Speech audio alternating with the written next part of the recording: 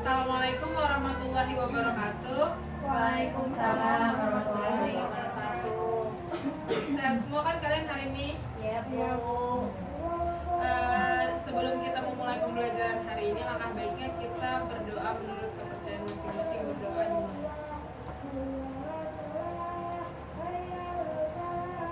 Nah, pada kesempatan hari ini kita akan melanjutkan materi sumber daya alam yang sudah kita bahas minggu lalu. Nah, kemarin kan kita belajar membahas tentang sumber daya alam tentang hutan. Nah, hari ini kita membahas materi tentang sumber daya alam tentang pariwisata. Nah, secara umum objek wisata di muka bumi itu bisa dibedakan menjadi 3. Yang pertama itu ada wisata alam, objek wisata alam. Lalu yang kedua meliputi keindahan alam, pegunungan, hutan, cagar alam, dan suaka marga satwa. Lalu ada danau, pantai, dan kawasan laut.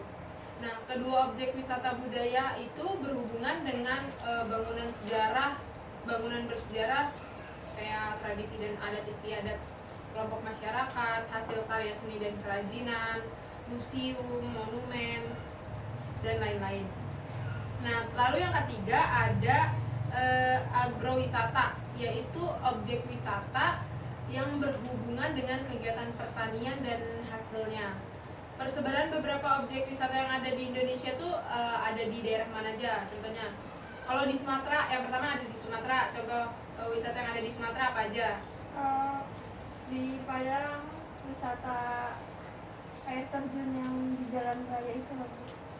Oh iya bisa. Terus ada contohnya kayak ada Taman Nasional Gunung Leuser, terus Lembah Anai, Danau Ranau, dan masih banyak wisata-wisata lain yang ada di Sumatera. Terus yang kedua ada di persebaran objek wisata di Pulau Jawa. Kalau di Pulau Jawa ada apa aja? Di Contoh Malang, wisatanya. Bromo, Ya, terus apa lagi? terus Kalimantan Jawa, Nah, Kalimantan Jawa. ya banyak ya di Pulau Jawa, ada Gunung Pakuban Perahu, Maribaya, Pangandaran, dan masih banyak yang lainnya. Lalu yang ketiga ada di Bali. Kalau persebaran objek wisata di Pulau Bali, contohnya ada wisata apa aja? Wisata Pantai, ya, sawah pantai. budaya. Ya, Pantai Kuta, Danau Batur, Lungkung, Pura Besaki, dan lain-lain. Kemudian kalau di Kalimantan persebaran objek wisatanya ada wisata apa aja? Wisata alam yang itu di Kalimantan Tengah tuh ada apa sih namanya, penangkaran hewan. orang hutan. Iya, itu contoh objek wisata juga. Terus ada Danau Riam, Museum Lambung Mangkurat, dan masih banyak yang lainnya. Lalu yang kelima ada Nusa Tenggara. Nah, kalau di Nusa Tenggara tuh objek wisatanya ada di Gunung Tambora, Taman Laut, terus Taman Nasional Komodo juga ada di situ. Gilit, Nah, iya itu. Terus selanjutnya kita akan membahas mengenai AMDAL. Kan hubungan AMDAL dengan sumber daya alam itu apa sih sebenarnya? AMDAL itu yang mengenai analisis dampak lingkungan ya, Bu? Iya, jadi AMDAL itu untuk salah satu kegunaannya itu untuk mencegah kerusakan potensi sumber daya alam yang dikelola gitu kan. Kadang orang-orang mengelola sumber daya Menikmati keindahan alam, menikmati keindahan alam dengan tapi kayak tidak sampah gitu ya. tapi tidak melihat dampak Nggak ngerawat alamnya. nah ya kayak gitu, tidak merawat alamnya. Jadi di AMDAL ini ya, kita mengkaji mengenai menganalisis dampak suatu lingkungan, dampak lingkungan.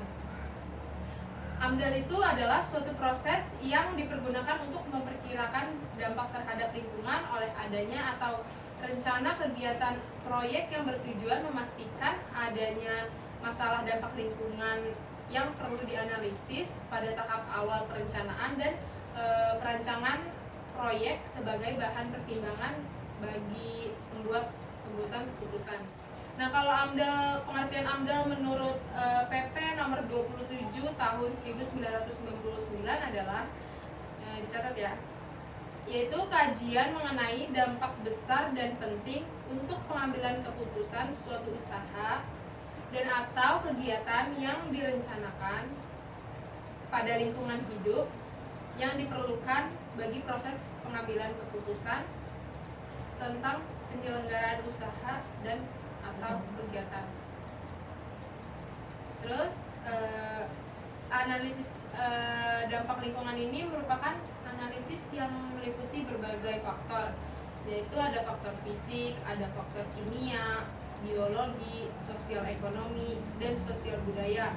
Itu yang dilakukan secara integrasi dan menyeluruh sehingga bisa menghasilkan sebagai berikut. Yang pertama itu dapat menunjukkan tempat pembangunan, dapat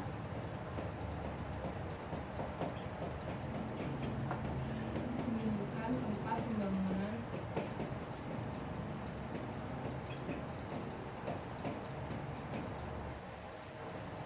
yang layak pada suatu wilayah beserta pengaruhnya. Analisisnya itu kan meliputi berbagai faktor. Nah, itu tuh hasilnya tuh ada. Nah, itu tuh bisa menghasilkan ini, dapat menunjukkan tempat pembangunan. Terus yang kedua dapat digunakan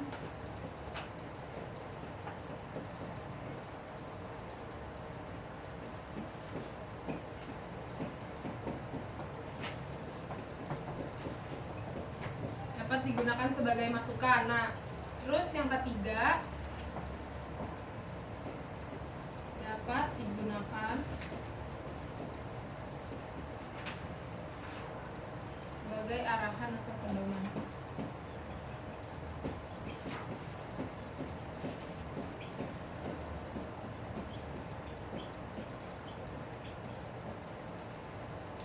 Nah, yang pertama itu dapat menunjukkan tempat pembangunan itu, jadi kita dapat melihat pembangunan yang layak pada suatu wilayah, terus juga beserta pengaruhnya apa. Nah, terus yang kedua dapat digunakan sebagai masukan itu, jadi kita bisa melihat pertimbangan yang lebih luas lagi bagi perencana dan pengambilan keputusan pembangunan sejak awal. Lalu yang ketiga dapat digunakan sebagai arahan atau pedoman itu bagi pelaksanaan rencana kegiatan itu, pembangunan termasuk rencana pengelolaan lingkungan dan rencana pemantauan lingkungan. Jadi kita itu tuh hasilnya tuh dapat digunakan sebagai arahan atau pedoman untuk membangun pengelolaan lingkungan itu. Jadi arahan atau pembangunan itu dapat dilihat untuk rencana kegiatan pembangunan kayak gitu. Nah, kemudian ada prinsip-prinsip dasar AMDAL. Nah, prinsip-prinsip dasar mengenai dampak lingkungan itu yang pertama yaitu pembangunan berkelanjutan. Nah, pembangunan berkelanjutan itu pada dasarnya bertujuan untuk meningkatkan kualitas lingkungan hidup manusia. Maka manusia menjadi sentral dalam pengelolaan lingkungan. Terus yang kedua ada manusia sebagai individu maupun kelompok dan sumber daya alam mempunyai daya dukung terbatas yang tidak bisa dilampaui. Lalu yang ketiga ada pencegahan lebih bijaksana daripada penyelesaian dampak yang sudah terjadi. Nah, yang keempat, dampak pemanfaatan teknologi bagi pengendalian dampak itu perlu pertimbangan berdasarkan kemampuan ekonomi dan tingkat penyediaan teknologi yang layak. Lalu yang ketiga ada pemrakarsa kegiatan bertanggung jawab atas dampak lingkungan yang diakibatkan oleh kegiatannya. Kemudian setiap orang itu mempunyai hak memperoleh lingkungan yang baik dan sehat serta memiliki tanggung jawab untuk merawat lingkungan yang baik dan sehat. Ada pengelolaan lingkungan dilakukan secara terencana dan diimplementasikan dengan pelaksanaan konsep pengelolaan dan keterukuran yang jelas. Sampai sini paham? Ada yang ingin ditanyakan tidak? Terus selanjutnya kita bahas mengenai komponen AMDAL. Nah, komponen AMDAL itu terdiri dari beberapa komponen.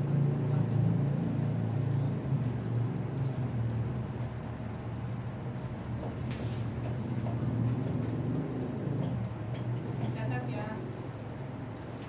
Komponen AMDAL itu terdiri dari pertama studi praproyek.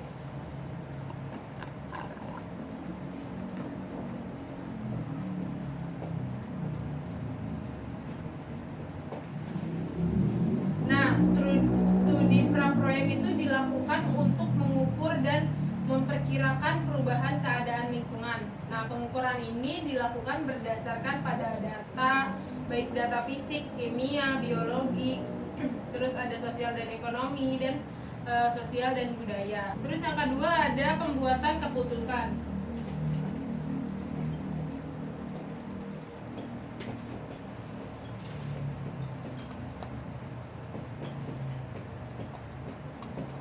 Nah, pembuatan keputusan itu berdasarkan pada laporan penilaian serta hasil prediksi pengaruh proyek terhadap lingkungan nantinya.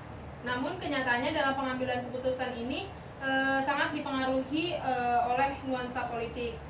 Terus yang ketiga ada persetujuan proyek.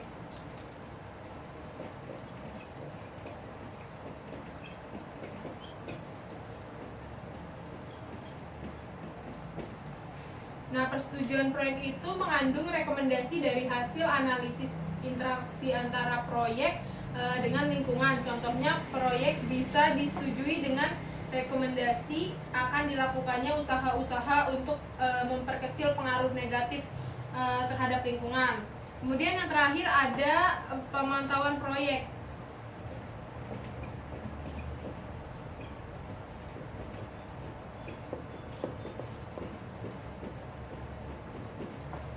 Nah, pemantauan proyek itu dilakukan dalam waktu 2-3 tahun untuk memantau sudahkah proyek tersebut berjalan sesuai dengan yang direkomendasikan dan disetujui proyek.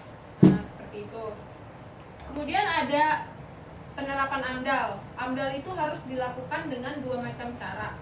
Yang pertama sesuai undang-undang dan yang kedua menjaga kualitas lingkungan. Yang sesuai undang-undang itu, AMDAL itu harus dilakukan untuk proyek yang akan dibangun sesuai dengan undang-undang dan peraturan pemerintah yang berlaku. Nah, cara ini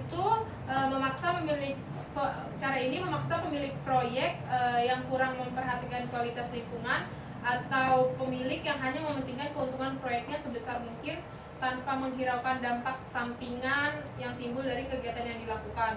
Terus yang kedua itu ada menjaga kualitas lingkungan. Nah, AMDAL itu harus dilakukan agar kualitas lingkungan tidak rusak karena adanya proyek-proyek pembangunan. Cara kedua ini merupakan yang ideal, tetapi kesadaran mengenai masalah ini tidak mudah ditanamkan pada setiap orang, terutama pada pemrakarsa proyek. Sampai sini paham? Ada yang ditanyakan tidak? Tidak. Jika tidak ada yang ingin ditanyakan, kita cukupkan pembelajaran hari ini. Kurang lebihnya mohon maaf. Wassalamualaikum warahmatullahi wabarakatuh. Waalaikumsalam.